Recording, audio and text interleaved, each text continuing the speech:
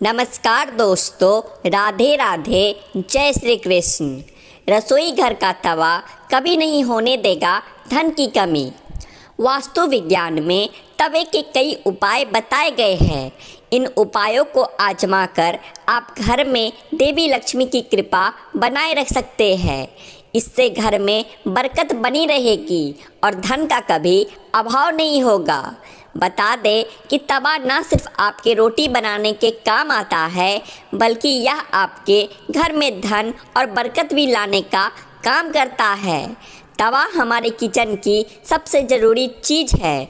आज हम आपको बताते हैं कि वास्तु के अनुसार तवे का कितना ज़्यादा महत्व है और ये भी कि किस जगह पर किसी खास तरीके से तवा रखने से आपको मिल सकती है बेशुमार दौलत, खुल सकते हैं बंद किस्मत के दरवाजे। लेकिन उससे पहले अगर आप भी चाहते हैं कि लक्ष्मी माता का आशीर्वाद आप सभी पर बना रहे तो इस वीडियो को लाइक करें और चैनल को सब्सक्राइब करके कमेंट बॉक्स में जय माता लक्ष्मी ज़रूर लिखें। चलिए अब आज के वीडियो की तरफ आगे बढ़ते हैं। सबसे पहले तवा और कढ़ाई राहु का प्रतिनिधित्व करते हैं, इसीलिए रसोई को बिल्कुल साफ रखें। यदि कोई महिला गंदी तवे या फिर गंदी कढ़ाई का इस्तेमाल में लाती है तो इसका सीधा प्रभाव उसके पति पर पड़ता है।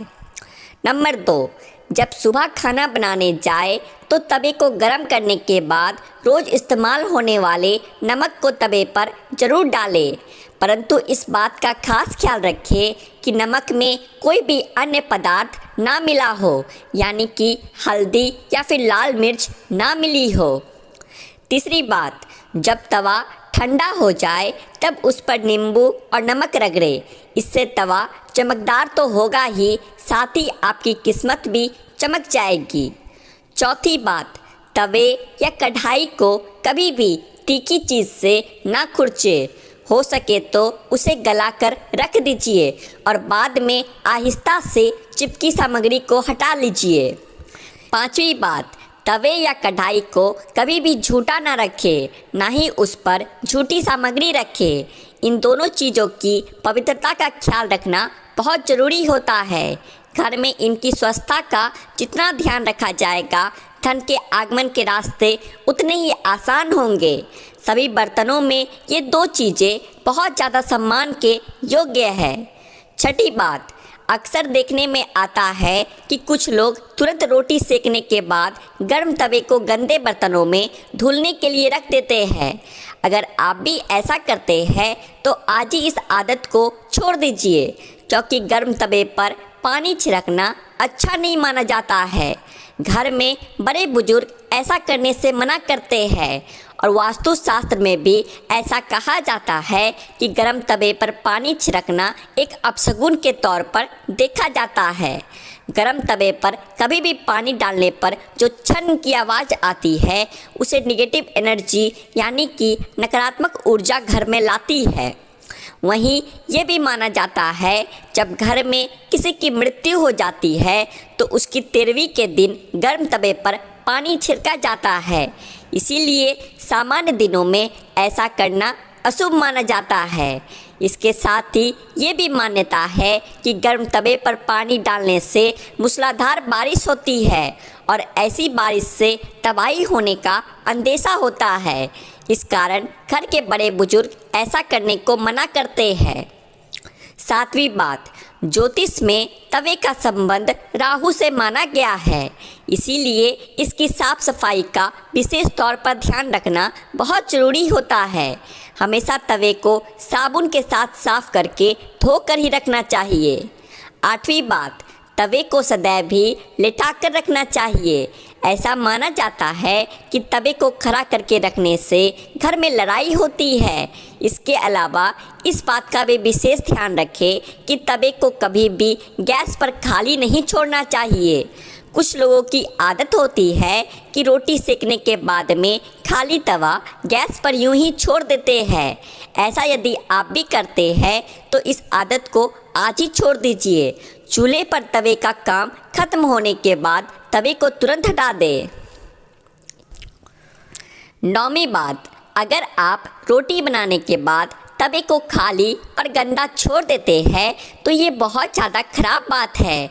इसका उपयोग करने के बाद इसको अच्छे से साफ़ करके रखना चाहिए, वरना ये आपके घर में कंगाली का कारण बन सकता है।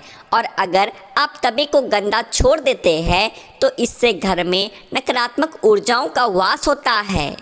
10वीं बात, वास्तु में घर के नेगेटिविटी को ख़त्म करने के लिए एक उपाय बताया गया है। तवे पर रोटी सेकना शुरू करने से पहले थोड़ा सा नमक छिड़क दे। कहते हैं कि ऐसा करने से आपके घर में कभी रुपए पैसे की या फिर खाने की कमी नहीं होती है। वहीं इस बात का वैज्ञानिक महत्व ये भी है कि ऐसा करने से तवे के सारे कीटाणु मर जाते हैं और रोटियां खाने से कोई बीमारी नहीं होगा। 11वीं बात, रसोई में यदि तवा रोटी बनाने के बाद ऐसे ही छोड़ दिया जाता है तो इससे घर के मुखिया या पति की सेहत खराब होती है। इसीलिए याद रखिए, जब भी तवा या फिर कढ़ाई आप प्रयोग कर ले उसे अच्छे से धो करके सुखा कर रखें। नंबर 12, यदि घर में पति या बच्चे नशे की लत के शिकार हो गए हैं तो इसका मतलब है कि घर में बर्तनों को रखने का तरीका सही नहीं है। राहु के बुरे प्रकोप के कारण ऐसा होने लगता है। रात में कभी भी तवा बेसिन में ना रहने दें। तवे को हमेशा साफ पानी से अच्छे से धोकर ही रखें। रात में तवा और कढ़ाई कभी गंदा ना छोड़ें।